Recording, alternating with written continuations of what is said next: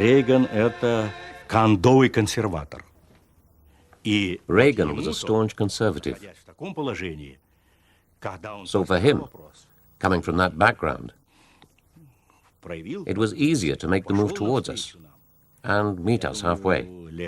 Someone else might not have been able to do it, and the chance could have been lost. И шанс мог быть упущен.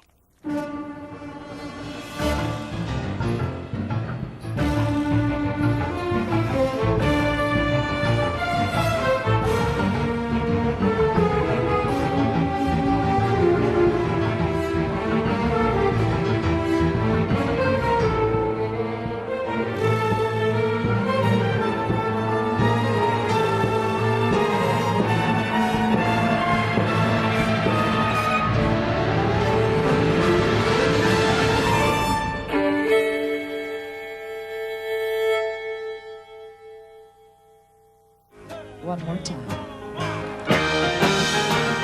Stand by your man. Give him 2 arms to cling to. A concert on the White House lawn for an ex-Hollywood film star who was now President of the United States. Stand by your man. I knew that Ronald Reagan would bring this country back to the place it belonged. Not make you ashamed you as an American, make you proud you to be an American. Ronald Reagan had the ability to convey whatever he was thinking of in terms that everybody understood. He just seemed to have a warmness about him that the people felt. You're making me nervous. I love you. You're wonderful. Thank you. Ladies and gentlemen, I give you the B-1B. A strident anti-communist for most of his adult life, Ronald Reagan believed America lagged behind the Soviet Union in the arms race. I urge you to beware the temptation of blithely declaring yourselves above it all and label both sides equally at fault, to ignore the facts of history and the aggressive impulses of an evil empire, to simply call the arms race a giant misunderstanding, and thereby remove yourself from the struggle between right and wrong and good and evil. In the first years of Reagan's presidency, the Soviet Union's armed might appeared to be at its peak. I had no doubt that the Soviet goal was world domination. Their military posture, their actions, their foreign policy actions, their aggressive behavior, all of this contributed to that single conclusion.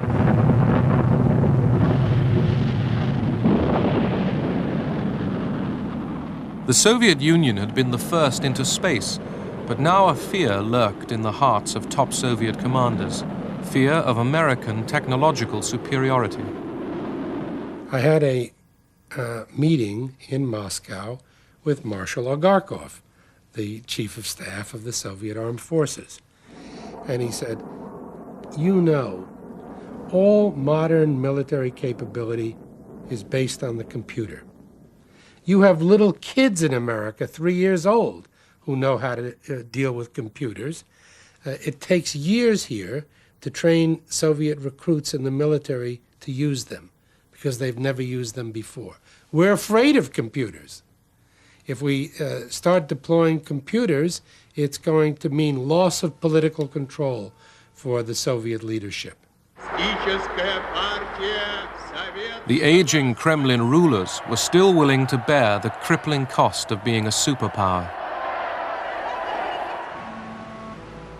For the peoples of the Soviet Union, this meant a life where everyday items were in short supply. The standard of living was very low. We lived from payday to payday. We couldn't feed our children properly. The food that was available was so poor, and the queues. We used to spend 3, 4, 5 hours queuing for some lousy sausage. Brezhnev introduced a new face into the ranks of the Kremlin leadership, Mikhail Gorbachev. He was ordered to reform Soviet agriculture. The land that Stalin had brutally collectivized had never delivered plenty. Soviet farming was grindingly inefficient. When I became a director of Lach Institute, which was responsible for space launches, the first priority was to supply workforce to collective farms during the harvest, and only then to consider how we can save our next launch program. Система трещала. The system was breaking down. People were rejecting it because it didn't allow them to find satisfaction or to show any initiative in their work. It didn't allow people to speak out freely. President Reagan was portrayed by a vocal minority of Americans and many Europeans as a warmonger. Ronnie, you're not dressed up scary for Halloween. Nance, if John F. Kennedy were alive today, he'd be younger than I am. I'm 75 years old, and I've got my finger on the button. I just couldn't think of anything more scary than that. Trick or treat, fellas.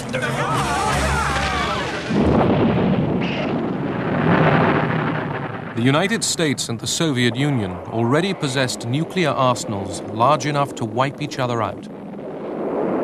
Both sides were constantly introducing more powerful and accurate missiles.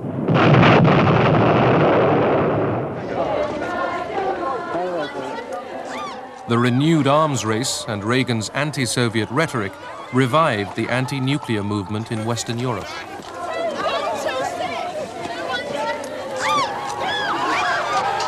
Peace campaigners could not have imagined that the revulsion they felt for nuclear weapons also had an echo in the White House.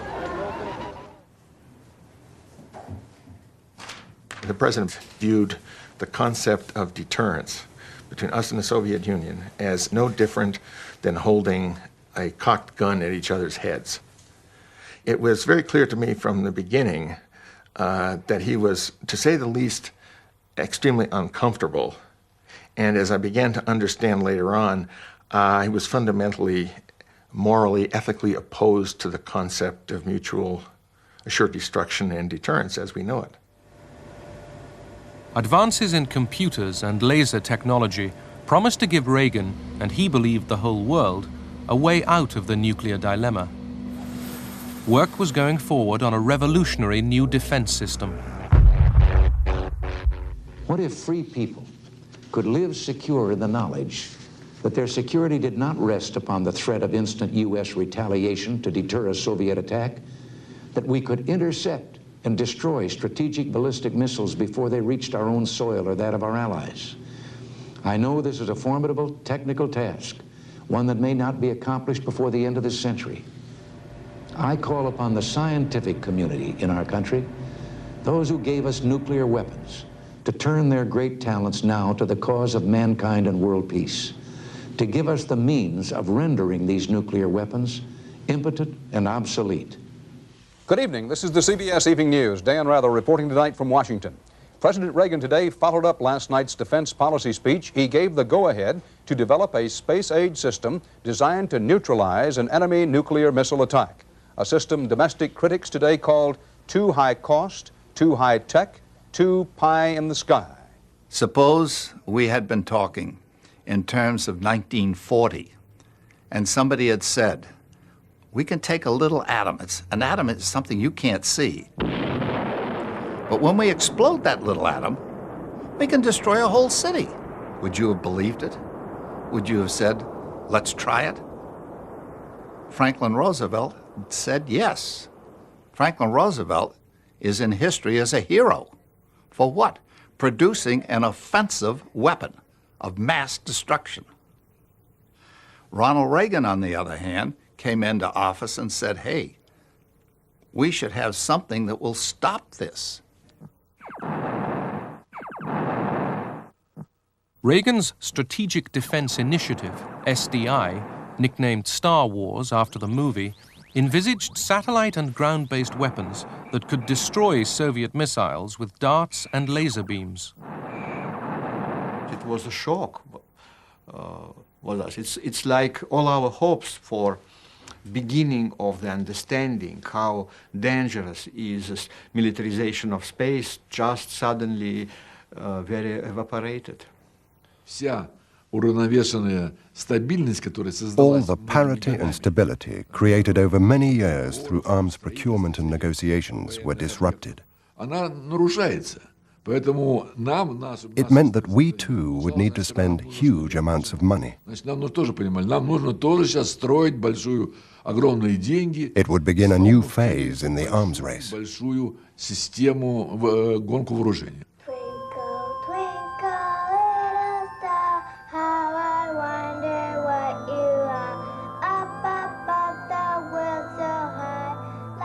Many American politicians and scientists campaigned against what they saw as Reagan's expensive folly. The heavens are for wonder, not for war. Stop Star Wars. Stop weapons in space. Reagan's critics said that SDI was hugely expensive and would never work. They were appalled by the deep cuts in welfare programs that would be needed to pay for it.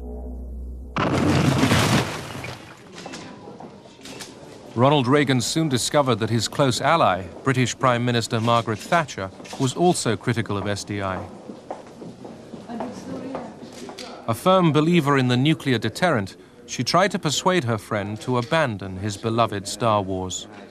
Staff around the table afterwards said that Reagan had really gotten handbagged that day, and he called me to the Oval Office the next morning and he said, "Bud, Margaret and we are just not getting along on this SDI issue. I wish you'd go to London and see if you can't at least lower the level of criticism publicly. We're going to have a tough time getting appropriations if this keeps up." She gave me the same lecture she'd given 2 weeks before, and seeing I was getting nowhere, I interjected during a pause. Prime Minister President Reagan believes that there's at least $300 million a year that ought to be subcontracted to British companies that would support SDI. And there was a long pause. She finally said, "There may be something to this after all." Leonid Brezhnev died in November 1982. The ailing KGB chief, Yuri Andropov, succeeded him. Andropov was frightened by SDI and Reagan's anti-Soviet speeches. Convinced that the West was plotting war, Andropov ordered a worldwide alert. The KGB monitored every aspect of life in the West. The banking system was to be closely watched, as were the hospitals and road-building programs. Were the banks attempting to convert their system to a war footing? Were hospitals preparing new beds and setting up blood banks for massive numbers of wounded?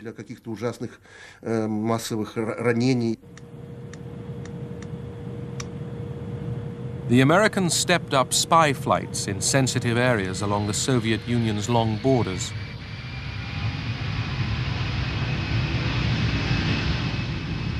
Aircraft packed with electronic surveillance gear looked like civilian airliners and often flew close to passenger routes. In this period, 81, 82, and especially 83, how did it feel on the front line? Well, we were flying more often as there were more spy planes provoking us. We were in a constant state of tension. On August 31st, 1983, a South Korean airliner, KAL Flight 007, with 269 people on board, left Anchorage for Seoul. The Boeing 747 strayed from its normal route into Soviet airspace. I received a phone call informing me that an unidentified plane had been spotted over Kamchatka and that our attempts to contact it had been unsuccessful. I ensured that all the forces at our disposal were immediately put on alert.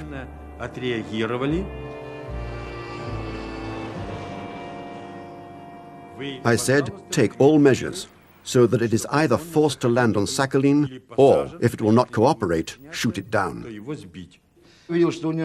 I could see 2 rows of windows which were lit up. I wondered if it was a civilian aircraft. Military cargo planes don't have such windows.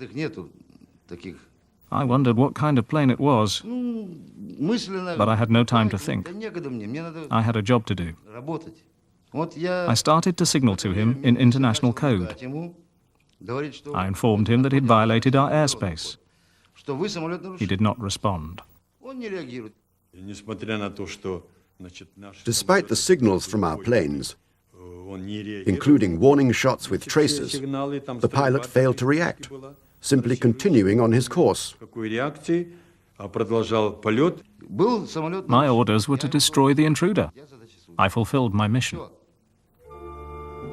The Korean airliner came down off Sakhalin Island, killing everyone on board.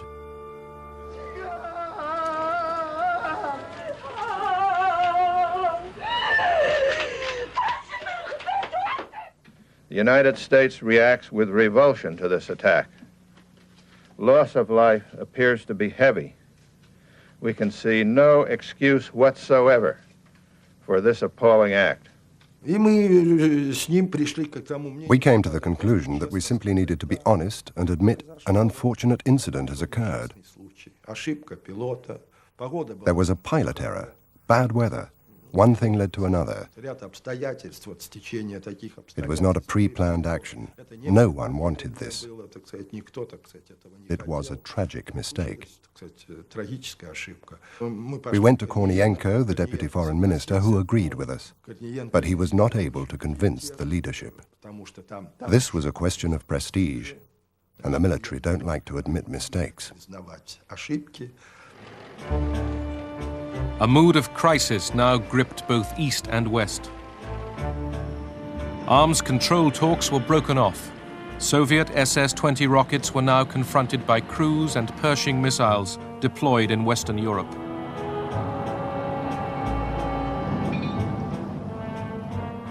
The Soviet leadership believed a nuclear attack by the West was imminent. A British agent inside the KGB sent warnings to London. When I told the British, they simply couldn't believe that the Soviet leadership was so stupid and narrow-minded as to believe in something so impossible. I said to them, "Okay, I'll get you the documents." I think only a tiny handful of people knew the full details of how fearful they were, and we knew them, as is now public knowledge, through some extremely well-placed agents who were able to pass on the information that the Russians actually feared that the West was preparing for aggressive nuclear war against the Soviet Union. Allied and domestic concern rose.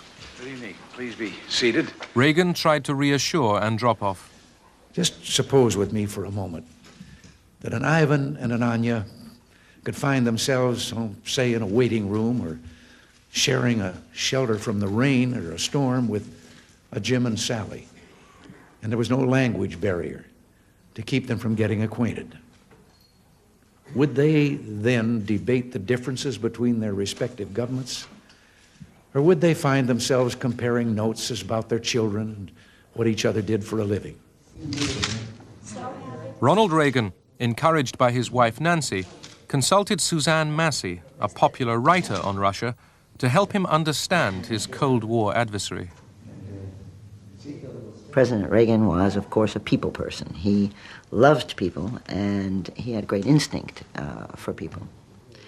I had been told by these fellows at the White House that, of course, if I were ever writing anything for the president, it had to be double-spaced 1.5 pages. Well, what can you get from that?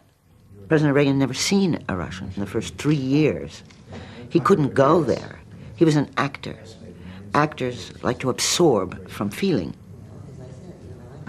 I said, "Mr. President, if you are re-elected, will this policy of small steps toward better relations be a continuing policy of your administration?" And Ronald Reagan had a pretty eagle eye when he wanted to, and he looked down at me and he said, very definitely, he said, "Yes, if they want peace, they can have it." But to whom in the Kremlin could Reagan talk peace? In March 1984, Yuri Andropov died. His successor, Konstantin Chernenko, was too frail to start a dialogue. The West looked for some small sign of change. We needed to try to search out the people who would guide the Soviet Union after Brezhnev, after Andropov. And looking around, there were about 2 or 3 possible people in terms of age and seniority.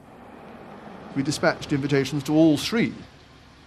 It was pure chance that Gorbachev was the one who accepted first. When Gorbachev came to the United Kingdom, he indeed brought his wife, and that was one of the first signs that we were dealing with someone quite different. Soviet leaders very, very rarely traveled with their wives anywhere. I'm cautiously optimistic. I like Mr. Gorbachev. We can do business together. We both believe in our own political systems. He firmly believes in his, I firmly believe in mine. We're never going to change one another. We better hang on from that. March 1985. Konstantin Chernenko was dead. At his funeral, world leaders paid their respects to Mikhail Gorbachev and weighed up the new, younger man in charge of the Soviet Union. George Bush was there. As vice president, he was head of our delegation. When we walked out of that meeting, I said to George, I said, this is a very different Soviet leader than any we've seen before. Russians, too, noticed the difference. Gorbachev was greeted with great enthusiasm. Everyone cheered in our institute. We were all pleased that such an energetic and educated person had become the new Secretary General of our Communist Party. We expected a miracle. We thought he was the Messiah who had come to introduce change. The state of the Soviet Union and its society could be described very simply with a phrase used by people across the country. We can't go on living like this any longer. That applied to everything. The economy was stagnating, there were shortages, and the quality of goods was very poor. Gorbachev took over a superpower sick with social breakdown, corruption in the Communist Party, and alcoholism.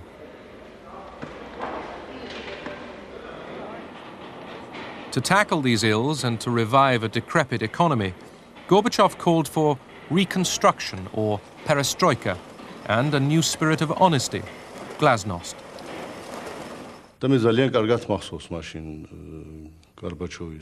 I remember very clearly what Gorbachev said at that time. He said, there are 2 roads we can take. We can either tighten our belts very, very tightly and reduce consumption, which the people will no longer tolerate. Or we can try to diffuse international tension and overcome the disagreement between East and West, and so free up the gigantic sums that are spent on armaments in the Soviet Union.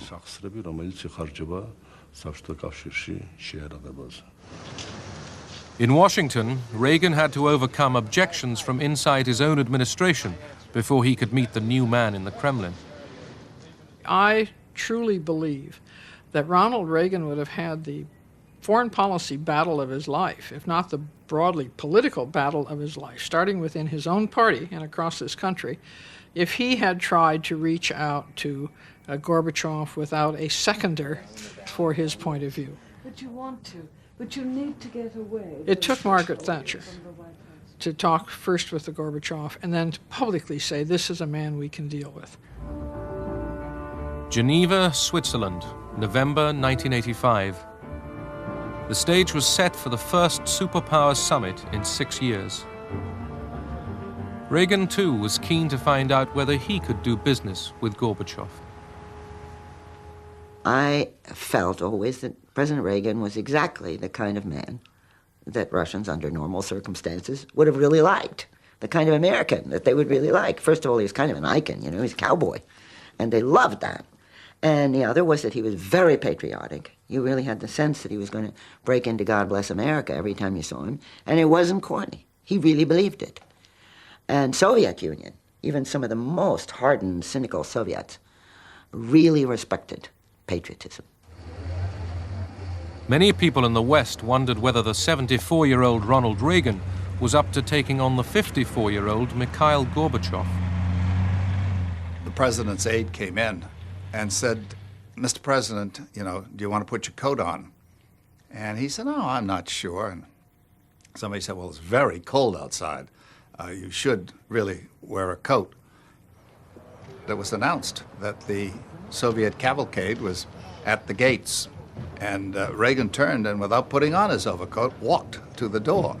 And there was much speculation as to whether this tired old man, President of the United States, could keep up with this wily, energetic, young, vigorous communist.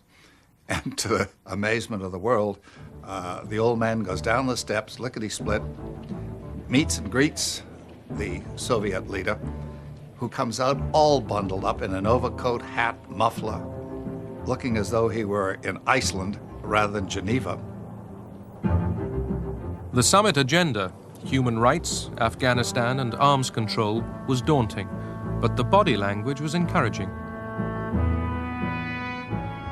The two leaders immediately held a private meeting.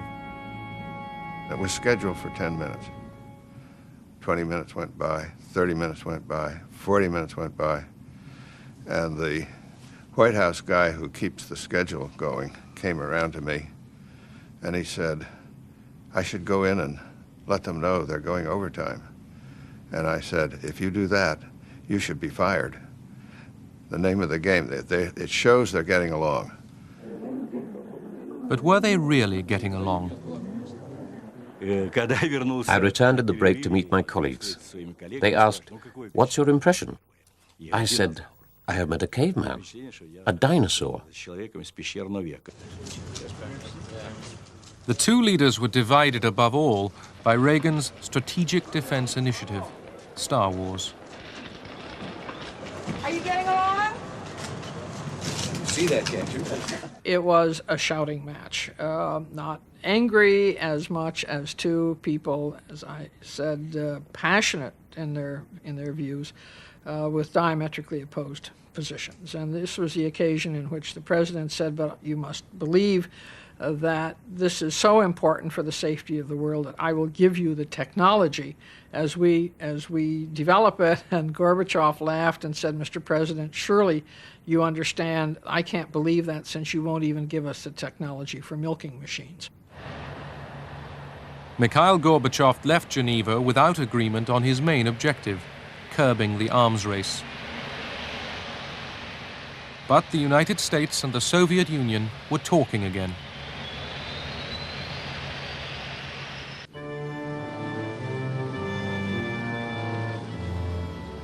One year into the Gorbachev era, and the Cold War continued. The Geneva call for a second summit was repeatedly postponed. Fears of nuclear war remained, and even increased. During that period, we had a lot of ideological training. We were constantly told about Reagan's speeches, so we called the US imperialists the evil empire. We started going out to sea twice as often. We kept a huge number of submarines in the sea all the time, as close as possible to the US and British coasts. And the more submarines we sent out to sea, the more you sent out. This dangerous concentration and proximity of nuclear submarines could lead to unpredictable consequences. A nuclear disaster did occur, but not between the two superpowers. In April 1986, an explosion ripped apart No. 4 reactor at the Chernobyl nuclear power plant in Ukraine, north of Kiev.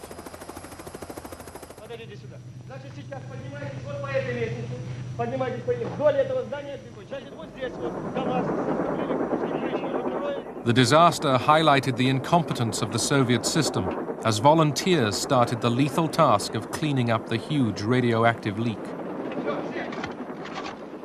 The firemen who got burnt while helping to extinguish the blaze were brought to a hospital near where I lived. At the time, people knew nothing about radiation, and there was a lot of confusion about how it was transmitted. The firemen died very soon after, and when they were buried, people were scared that the radiation would spread from their graves.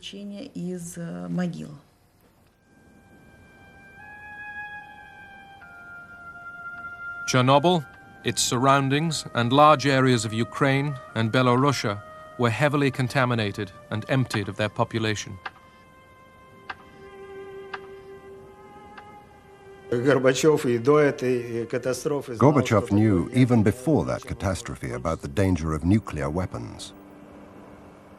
That explosion showed that even without war and without nuclear missiles, nuclear power could destroy humankind.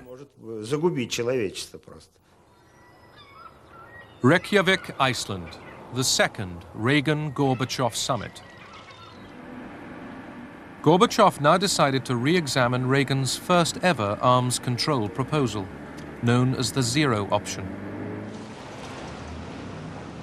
Reagan had offered not to deploy cruise and Pershing missiles in Europe if the Soviets withdrew their SS-20 rockets.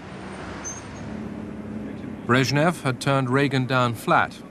The new American missiles had been stationed in Europe.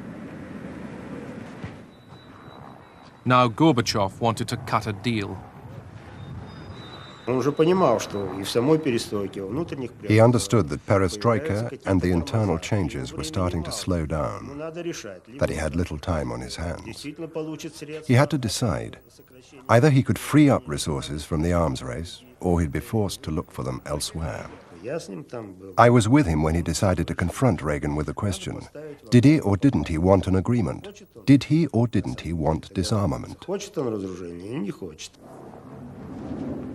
Ronald Reagan did want disarmament, but would he give up his Strategic Defense Initiative, SDI?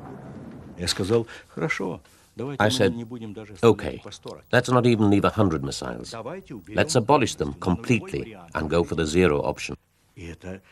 This came as a shock. Everyone was surprised. Reagan hit the table and said, well, why didn't you say so in the first place? That's exactly what I want to do. And if you want to do away with all weapons, I'll agree to do away with all weapons. All weapons, of course we'll do away with all weapons. Good. That's great. Now we have an agreement, yes. But you must confine SDI to the laboratory. No, I won't, said Reagan. No way.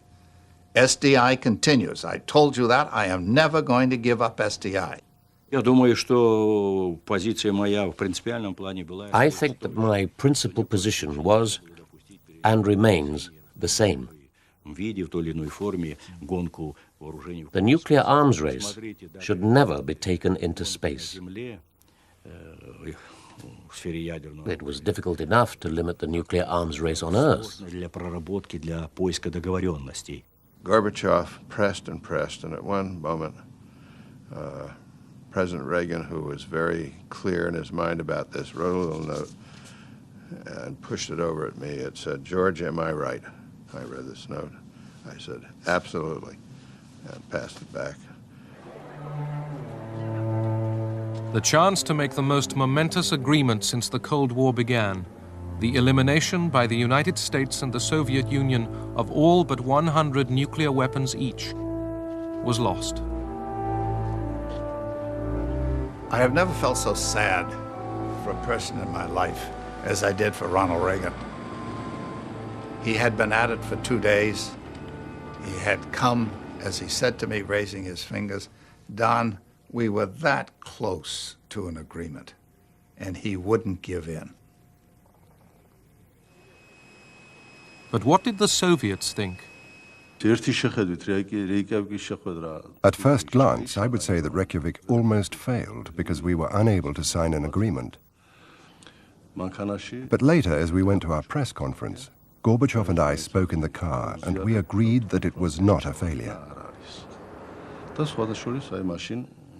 And it was at that press conference that Gorbachev uttered a phrase which became famous, that it had been an intellectual breakthrough in relations between the United States and the Soviet Union. Ronald Reagan's friend, Margaret Thatcher, was deeply concerned. We were frankly caught quite badly by surprise when we learned that discussions were encompassing the concept of abolishing nuclear weapons altogether. That would, of course, laid waste the doctrine of nuclear deterrence, and we would have been left without the very center of our strategy. Luckily, from our point of view, the Reykjavik Agreement never came to anything because the Russians pushed their luck too far. Moscow. Another foreign aircraft breaches Soviet airspace. Passers-by watched amazed as a Cessna light aircraft landed in Red Square. Its pilot was a young West German, Matthias Rust. Rust himself was treated extremely humanely. Imagine if something like this had happened before Gorbachev's time. There would have been no dialogue. He would have simply been lined up against the wall and shot the next day. Gorbachev set Rust free, but used the incursion as an excuse to dismiss several members of the Soviet High Command. Media, the fax machine, the computer, were opening up the USSR. Gorbachev and the Politburo watched satellite TV in their offices. After Olympic boycotts, the 1986 Goodwill Games were seen live both sides of the Iron Curtain.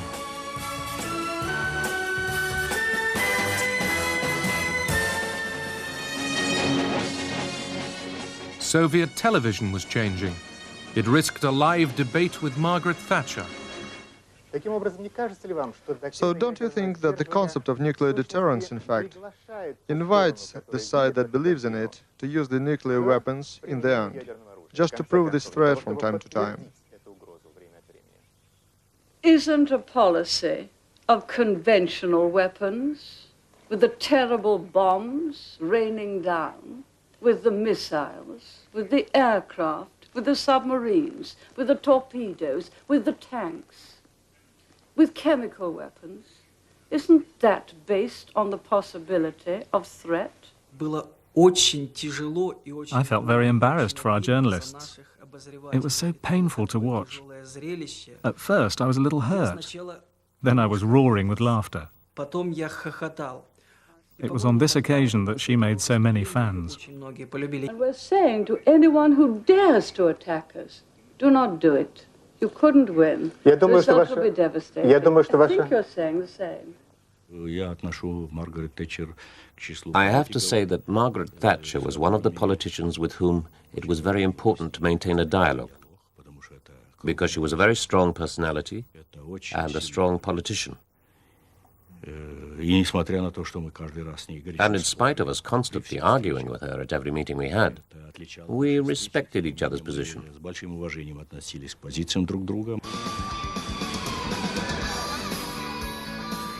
Gorbachev's policy of glasnost brought pop culture out into the open.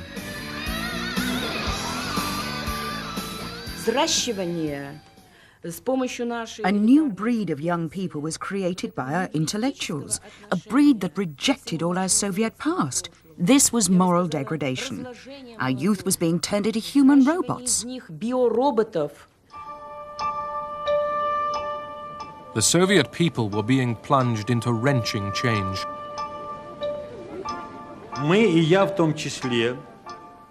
We became particularly worried by the end of 1987. We saw that the country was not going in the direction it should.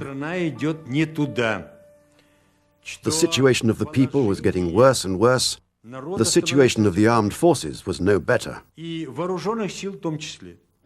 Gorbachev reacted to growing opposition by pressing ahead with plans to reform the Communist Party. И все-таки все то, что мы развернули через реформу, через демократию вот эту, через советы, через трудовые коллективы, через вот эти вещи все, включения, вот это только путь. К этому надо.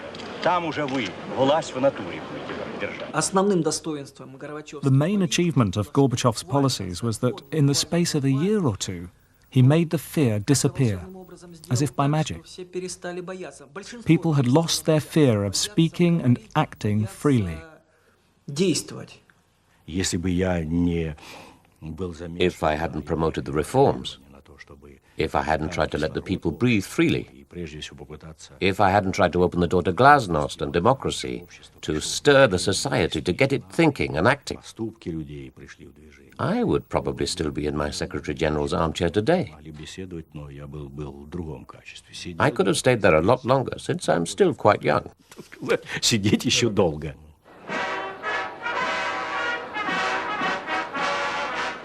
Washington, D.C. Ronald Reagan still pursued his Star Wars vision. The Kremlin now believed that it would never happen, and therefore should not delay agreement on arms reduction. Gorbachev, in the United States for the first time, had come to sign an historic treaty.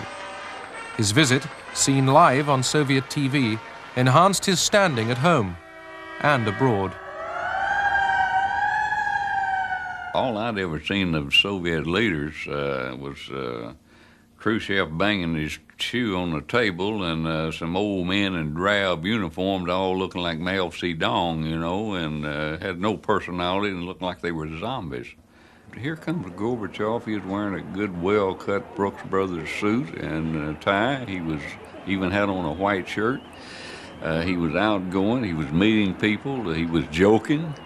And he was getting along with people in Washington, D.C.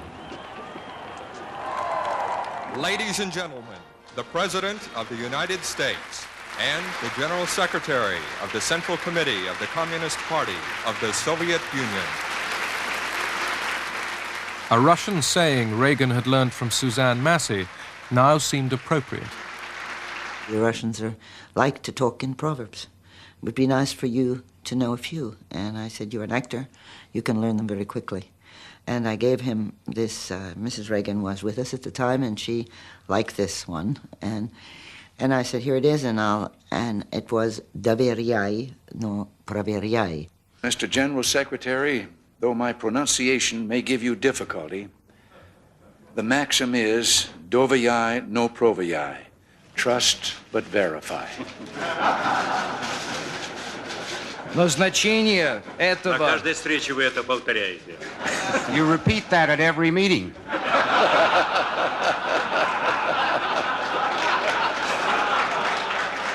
I know of no one else of a leadership stature in the United States in those days who would have moved forward as Reagan did to engage Gorbachev, to engage the Western Alliance, to truly lead the Western Alliance, and to take us through what became, of course, a very constructive, introductory period to the end of the Cold War.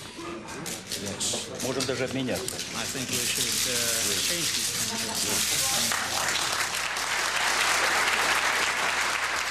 Ronald Reagan and Mikhail Gorbachev signed a far-reaching agreement. For the first time, an entire category of nuclear weapons was to be abolished.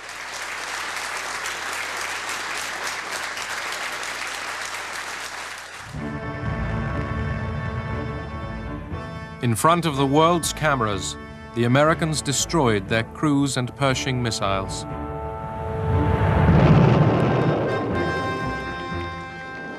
The Soviets dismantled their SS-20s.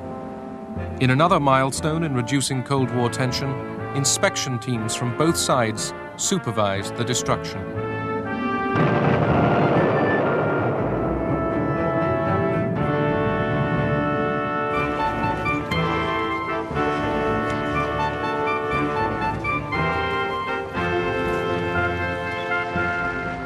In his last year as president, Ronald Reagan paid his first ever visit to the Kremlin. What Mikhail Gorbachev and the journalists wanted to know was, what did Ronald Reagan think about the Soviet Union now? Well, just fine. You still think you're in an evil empire, Mr. President? No. Он заявил, что He said he wanted to take back his reference to the Soviet Union as the evil empire. He found a good place to announce it, right in the middle of the Kremlin. But nevertheless, he said that he was doing it not because he was wrong when he initially said it, but because by 1988, the Soviet Union had come a long way under the leadership of Mikhail Gorbachev. It had become a different country. Why we find ourselves standing like this? Together, the two leaders had seized their chance.